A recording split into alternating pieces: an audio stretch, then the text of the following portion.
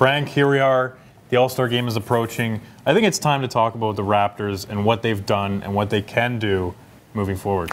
Yeah, John, they've actually had a very good season.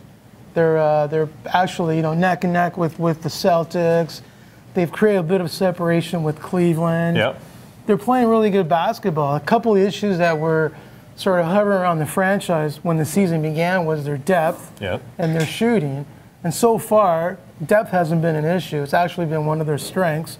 But shooting is an issue, and that's one of the areas where, moving forward, they're going to have to try to address, whether it's internally or one of these unlikely trades that Masai doesn't really like to do in midseason. Yeah, Masai Ujiri has found himself some good bench players, and it's sort of been the story of the season, along with the offense, involving more players and whatnot.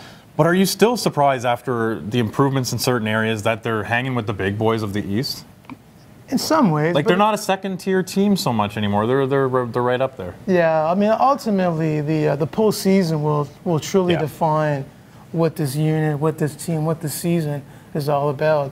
But to answer your question, I mean, you got to look at it. The rookie Anunoby, even though he's become very, sort of a one-dimensional player, but when he spots up in the corner, his shooting is quite efficient. It's pretty effective. And the thing he's got to do, he's got to learn how to fake that shot fake, put the ball on the floor, and be a bit of a creator. And you got a guy like Delon Wright, who's really emerging.